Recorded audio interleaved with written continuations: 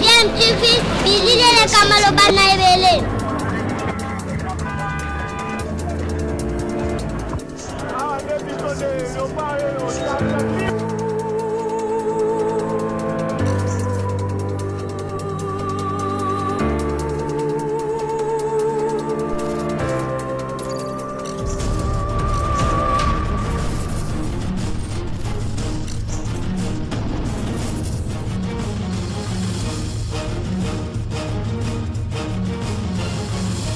DMTV toujours en avant.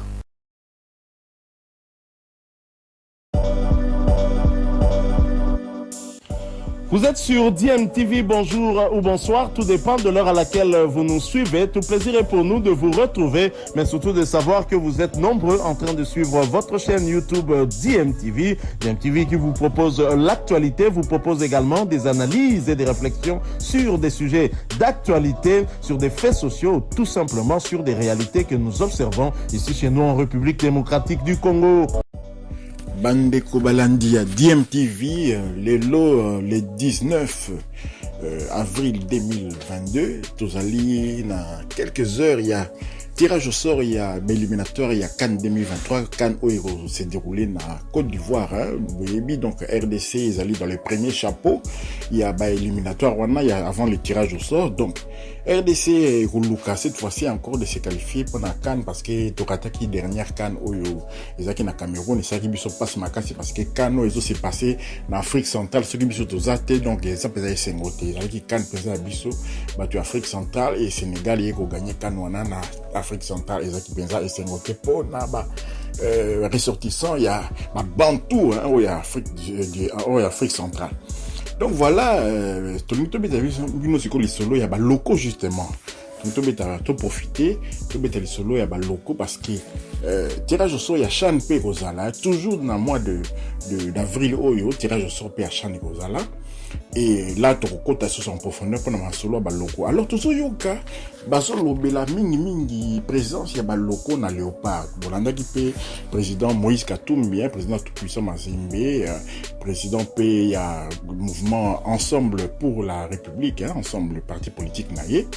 Ici, Kazali, naba, Kamitatu, naba, la solution, Francis Kalombo, et puis Salomon Escadé, la Bolivika, on attend qu'il y a bateau penza ou basani à la tête et un mouvement on a au baye bani le plus et donc bazolo bela ba locaux présence ya ba locaux il fallait ba locaux bazali belé na sélection à Hector Cooper tout cela malgré absence totale ya championnat ça fait des mois championnat zobeta masouté ba toison insister car il fallait ba locaux bazala alors biso na DMTV to mi poser question ba locaux ango banani oh ba o ya chan wana chan boye na boye mais ba locaux ya chan tout est en liste d'ango ya ba joueurs congolais ou ba beta ki chan ou ba beta ki ou ba zaki atteint soit disant la covid était parce que ba camerounais ba conseiller ki biso ba makambo ya ba covid wana coach na biso zaki parnité certains joueurs ba isama donc ba beta ko tout à cause ya ba kangaki ba soit disant positif na covid alors ba léopard ngo ba loko ngo ba beta ki chan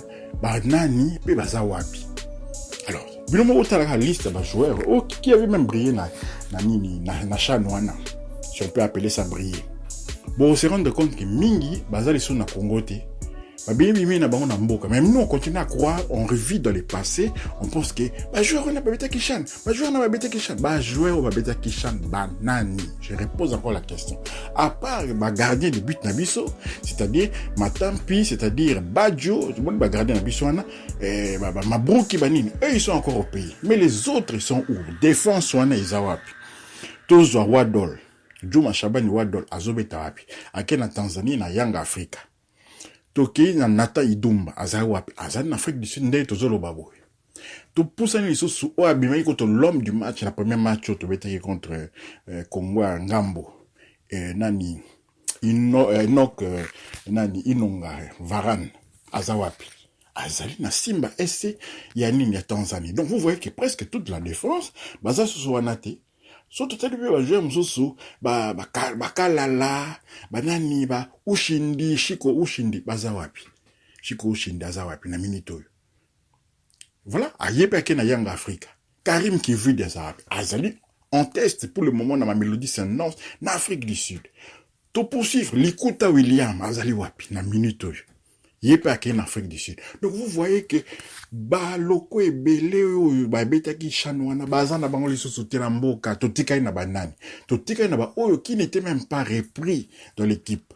Qui n'était même pas repris na sélection wana donc ba miso lo ba tika en plus de ça bazala mefon bazobeta championnat et on veut miser sur eux pour la chaîne. Donc, aux hommes, on a réflexion, les lots, ils ont une introduction, ma solo, on a un peu, locaux, professionnels, c'est que je peux reprocher au, peut-être, na ossature, il y a professionnels, ils ont le manque de temps.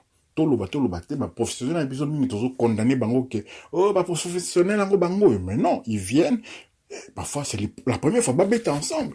Mais chacun a oui, ça, c'était la première fois, babeta ensemble. Se retrouver dans un match comme ça décisif, où il fallait absolument gagner parce que Marocain c'est un match nul chez Bissau et on doit gagner. Oui, c'est non, mais chaque première fois pas ensemble. Comment voulez-vous que bazala na automatisme?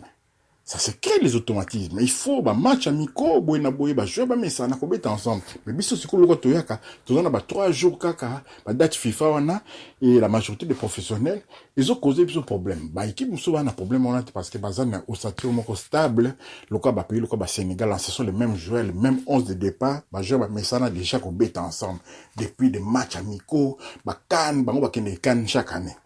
Or biso to rataki kan ba betaki ba éliminatoire kuna ba misusu basali susute et puis on vient avec de nouveaux joueurs et puis anciens joueurs na biso en mais forme on se retrouve dans cette situation là tout condamner biso ezaki faute il y a ministre oui ezaki faute il y a ceux qui mort ezaki faute il y a mais la grande faute c'est un manque d'automatisme entre ba joueurs na biso ezali le moment où il faut tout comprendre en gros.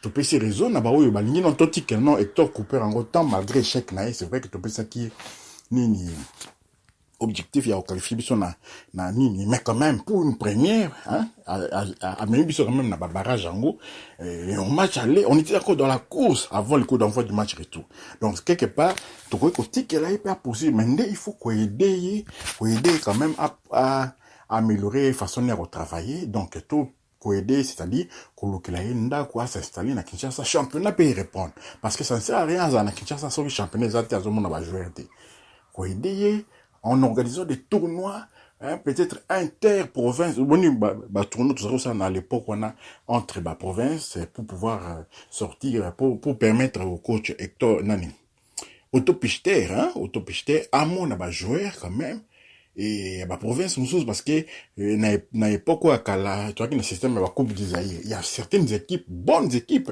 qui n'accèdent même pas à la coupe d'Isaïe na challenge papa Kala là donc jouer na bango bon na bango mais lorsqu'on crée comme ça la sélection il y a chaque province c'est sali neti léopard nango chaque province c'est sali neti sélection nango boye ko kuta neti na moi tournoi moko boye entre la province et qu'on aille là ça va pour le coup parce que là nous avons 26 provinces il y a facilement moyen pour ça nettement coupe du monde na biso moko interne coupe du monde organisée par biso la coupe du monde témoin notre baigné en coupe du monde parce que nous avons 26 provinces tout ça les lots moins ndengwana to repérer que non na Sankourou sélection il y a Sankourou sélection net il y a Olomami voilà baye allez babetipe joueur en gros bazaka na aucune chance à rebeter un léopard mais na cadre de sélection il y a province na bango baza capable de relaxer biso quand même de bonnes choses sélection net il y a Chopo sélection il y a Chwapa sélection il y a Maindombe ce sont des initiatives peut-être qu'on développer en gros pour que ces histoires là de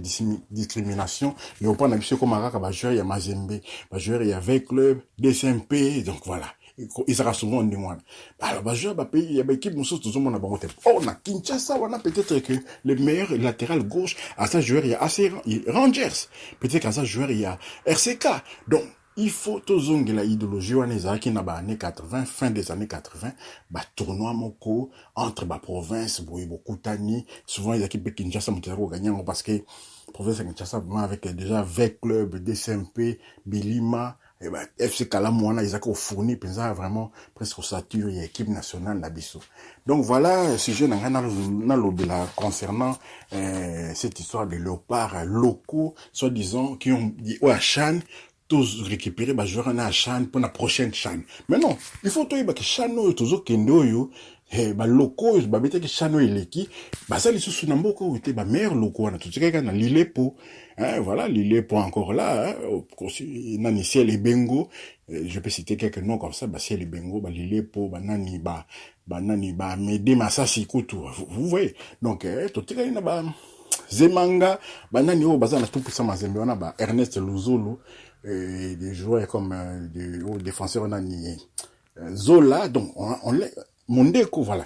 Ils sont encore tout puissants Mazembe, mais les autres, il faut tout bango, Bazali Sousouté, ils sont partis en Tanzanie, ils sont partis à gauche, à droite, Buenaboy. Donc, Trozong, là, peut-être, même Dark, voilà, Dark n'est plus là. Trozong, là, peut-être, Makous, on a vu parce que Makous est revenu au pays.